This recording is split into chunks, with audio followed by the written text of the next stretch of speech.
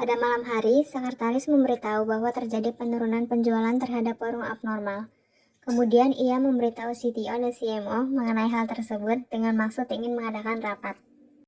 Selamat malam, maaf mengganggu istirahatnya. Saya baru saja melihat dan melakukan pengecekan akan penjualan di tahun ini. Saya melihat adanya penurunan pendapatan penjualan. Apakah ada kendala di departemen pemasaran maupun produk yang menyebabkan hal ini terjadi?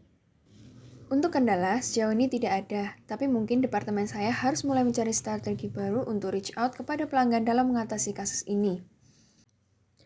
Apakah penggunaan alat-alat makan dan layout kafe yang sudah lama dapat juga menjadi faktor penurunan pendapatan dari penjualan? Bila benar adanya, departemen saya dan marketing harus segera menemukan strategi yang baru untuk menangani kasus ini. Baiklah, pertama-tama saya akan menghubungi Pak Dion terkait masalah ini. Kebetulan beliau sedang berada di luar kota untuk urusan pekerjaannya. Baiklah, kami tunggu kabar lanjutan secepatnya. Barusan saya sudah menyampaikan mengenai masalah ini ke Pak Dion. Beliau meminta agar kita mempersiapkan bahan rapat yang akan diadakan pukul 9.30 besok hari. Mohon segera dipersiapkan segala hal yang hendak disampaikan agar rapat dapat berjalan dengan efektif. Karena Pak Dion hanya memiliki waktu senggang selama 90 menit saja. Baik, akan segera saya siapkan segala data yang diperlukan di rapat nanti. Baiklah, saya sangat berharap dapat ditemukan solusi setelah diadakannya rapat nanti. Sekretaris kemudian menghubungi owner dan memberitahu hal tersebut dan bermaksud mengundang rapat. Selamat malam Pak, saya mohon maaf sekali sebelumnya karena telah menghubungi Bapak saat Bapak tidak berada di kantor. Namun terdapat hal mendesak yang harus segera Bapak tinjau. Ini mengenai perihal penurunan pendapatan dari penjualan kita tahun ini Pak. Sayangnya penurunan cukup signifikan. Untuk membahas perihal ini lebih lanjut, Bapak hendak mengambil tindakan apa untuk saat ini? Berikut juga saya kirimkan statistik penjualan 5 tahun terakhir sebagai bahan pembanding. Berikut saya lampirkan statistik penjualan sebagai bahan pembanding. Tidak apa-apa. Tolong adakan rapat esok hari melalui platform online. Saya hanya ada waktu dari pukul 9.30 hingga pukul 11 siang. Saya mau CFO, CMO, dan CTO segera menyiapkan bahan untuk rapat nanti. Baik Pak, tautan meeting akan segera saya kirimkan kepada Bapak. Baik, saya tunggu. Berikut saya lampirkan undangan untuk rapat esok hari perihal masalah penurunan pendapatan. Tautan sudah saya tautkan pada undangan tersebut. Terima kasih Pak sebelumnya. Presentasi kepada owner dilakukan secara online karena owner sedang berada di luar kota karena adanya meeting penting. Oke, baik. Selamat siang rekan-rekan sekalian. Jadi bagaimana? Silakan boleh dipresentasikan statistik penjualan 1 tahun belakangan kita.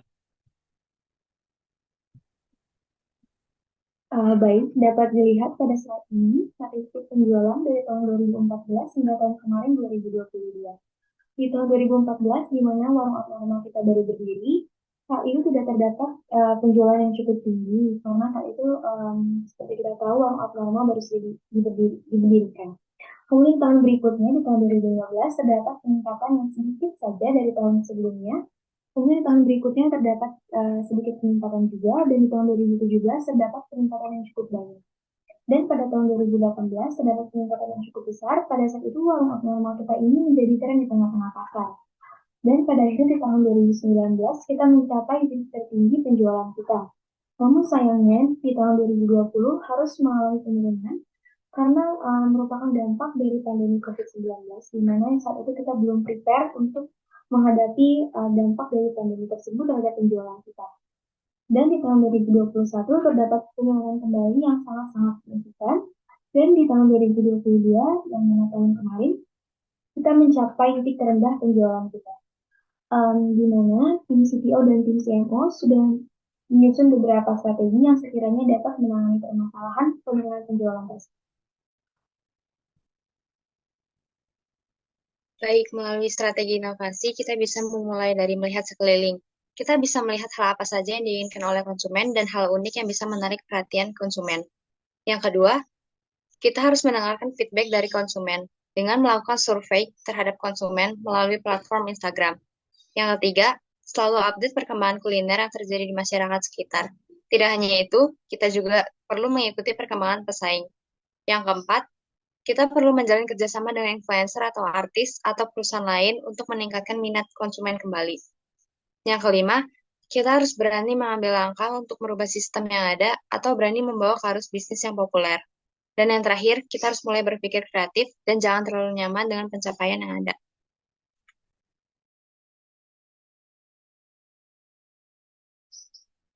Oke, jadi untuk meningkatkan minat masyarakat, kita harus melakukan beberapa strategi. Yang pertama, ada meningkatkan penjualan dengan cara mengaplikasikan penjualan melalui media sosial, serta menjadi perusahaan yang up to date. Oke, strategi ini itu sangat efektif untuk memangkas biaya sewa tempat. Strategi ini juga berkaitan dengan sikap perusahaan yang harus up to date dalam mengikuti perkembangan zaman.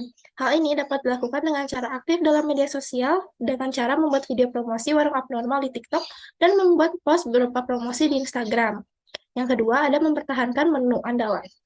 Mempertahankan menu andalan tidak dapat dipungkiri adalah salah satu yang membuat pelanggan datang kembali secara terus-menerus ke kafe kita. Namun, ada beberapa menu andalan kita yang sudah hilang nih, seperti dessert green tea dan mochila monster. Menurut kami, sebaiknya menu andalan ini kembali dijual kepada pasar. Yang ketiga, ada menentukan target pasar. Penentuan target pasar dapat ditentukan berdasarkan beberapa segmentasi sebagai berikut.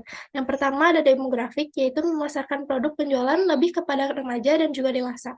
Perkiraan umur sekitar 16-20 tahun. Dan yang kedua dari psikologi, yaitu melihat gaya hidup atau kelas sosial ekonomi. Yang terakhirnya ada menentukan lokasi usaha yang strategis. Lokasi usaha yang strategis adalah yang letaknya mudah terlihat. Maka dari itu, melihat dari target pasar kami, sebaiknya kami menempatkan outlet warung abnormal ini di tengah antara kampus dan juga sekolah, sehingga dapat dijangkau oleh target pasar kita.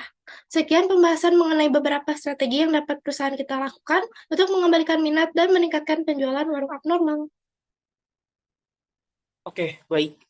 Terima kasih atas penyampaian laporan dan beberapa pemaparan strategi yang sudah disampaikan oleh rekan-rekan sekalian. Jika saya lihat dari hasil laporan, strategi yang saya putuskan adalah kita harus mempertahankan menu andalan kita. Menu yang sering dipesan oleh customer, itu yang terutama. Lalu mungkin saya rasa kita perlu mengupdate menu agar lebih mengikuti apa yang diinginkan oleh customer dan apa yang sedang trending pada saat ini. Lalu saya lihat juga promosi kita perlu dikembangkan. Contohnya kayak kita bisa menggunakan platform TikTok sebagai alat promosi menu baru yang akan kita keluarkan nantinya. Karena pada saat ini saya lihat TikTok memiliki experience yang bagus untuk mempromosikan produk. Nah, lalu kita juga perlu meriset pasar dengan menggunakan platform media sosial secara maksimal. Dan satu lagi yang perlu kita ingat, implementasi strateginya diusahakan harus efisien ya. Di mana biaya yang harus dikeluarkan seminim mungkin, tapi dengan hasil yang efektif agar perusahaan mendapatkan keuntungan yang bisa kita rasakan. Mungkin sekian penjelasan dari saya.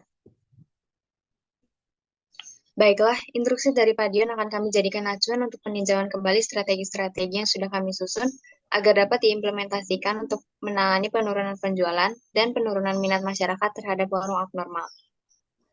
Oke, baik. Mungkin untuk rapat pada siang hari ini akan saya tutup. Terima kasih untuk waktunya dan partisipasi rekan-rekan sekalian. Terima kasih, Pak.